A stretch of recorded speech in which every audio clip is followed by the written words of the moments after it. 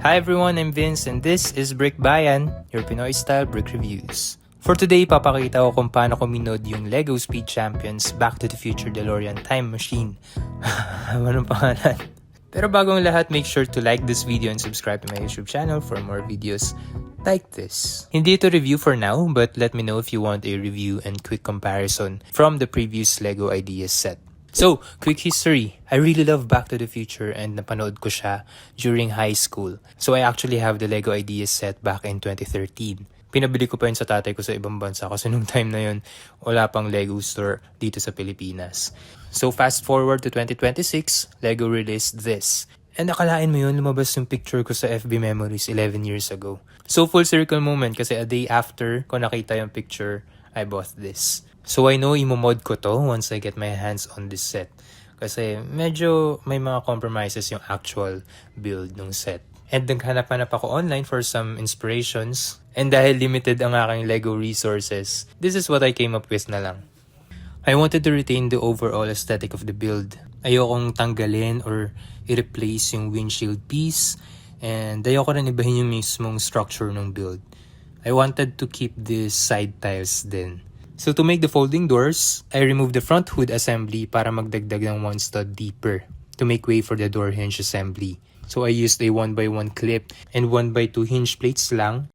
And then ginamit ko pa rin yung 2x6 tiles with stickers from the set. Ang compromise lang nito is nawala na yung detail sa baba kasi I replaced it with 1x6 tiles lang. Since ayoko rin lagyan ng studded area sana para hindi ma-fixed in place yung door, which will make it harder to open. So for this space naman, nagkabit lang ako ng clip piece din to hold the flexible wires. Abot pa rin naman yung wires kahit na nagdagdag tayo ng 1 stud deep. No tension naman sa wire or sa bricks. So that's it for the door. Easy. Easy to open and close. Moving on sa wheel mod, which actually took me hours to figure out.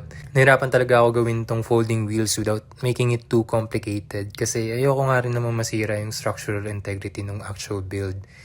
Ano ba yun? Structural integrity.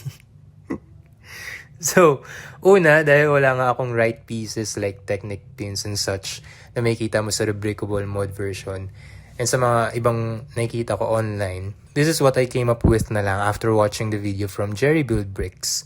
So, shout out to him, go to his YouTube channel. And dun sa video niya, he's making a full custom DeLorean build. And trinay ko na lang i-apply yung wheel version niya dito. Not exactly the same, pero similar yung approach by using skeleton arms. And as far as I know, yung version sa Rebrickable, medyo nagdadrag yung baba. So, hindi na siya smooth pag car mode. Unlike my version na smooth pa kapag hindi naka-flight mode.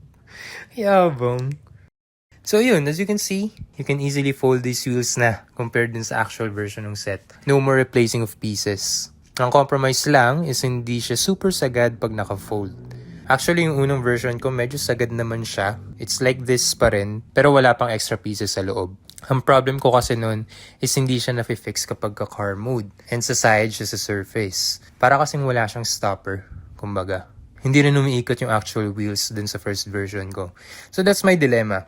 Kasi gusto kong normal pa rin yung car mode niya and smooth. So it's either better flight mode pero gumagasgas pagka car mode or compromise ng konti na flight mode pero smooth pa rin kapag car mode. So yun yung pinili ko. And as you can see naman, smooth naman talaga siya and wheels are actually rolling. So yun, I can finally transform the whole set from Back to the Future 1 to Back to the Future 2 with folding doors and wheels na. No more changing of pieces. Lalagay mo na lang yung hook for the part 1 or si Mr. Fusion for the part 2. Pag nakakuha ko ng red circle tiles and additional pieces, I'll start to modify it para dun sa part 3 na version. So that's it for this video ko, Brick Bayan. Thank you so much for watching. If you like this video, please leave a like and subscribe to help this channel grow. And kung meron kayong mga suggestions or questions, don't hesitate to leave a comment. Okay? Bye!